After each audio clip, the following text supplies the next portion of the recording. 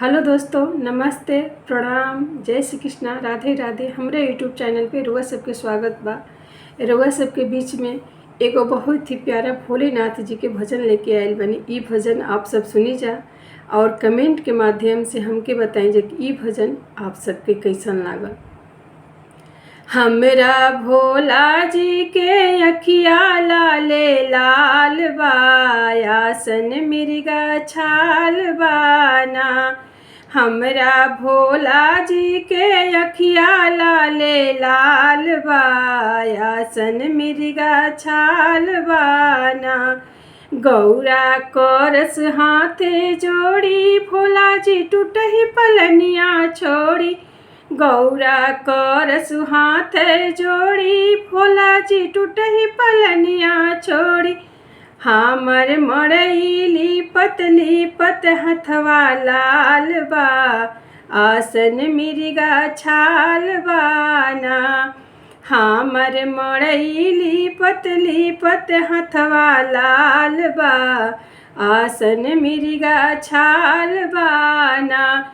भोला जी पूछस चिड़ैया से कहाँ गली गौरा मड़ैया से। भोला जी पूछस चिड़ैया से कहाँ गली गौरा मड़ैया से। हमरा भोला जी के दूनों अखिया लाल बा, आसन मिर्गा छाल बाना। हमरा भोला जी के दूनों अखिया लाल बा, आसन मिर्गा छाल बाना। गौरा करस हाथे जोड़ी, भोला जी भंगिया पियल का छोड़ी। गौरा करस हाथे जोड़ी, भोला जी भंगिया पियल का छोड़ी। हमर भंगिया पीसत हथवा लाले लाल बा, आसन मिर्गा छाल बाना। हमर भंगिया पिसत हथवा लाले लाल बा, आसन मिर्गा छाल बाना।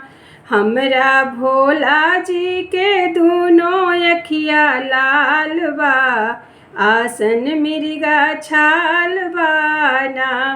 हमरा भोला जी के दूनों अखिया लाल बा, आसन मिर्गा छाल बाना। हमरा भोला जी के दूनों अखिया लाल बा, आसन मिर्गा छाल बाना।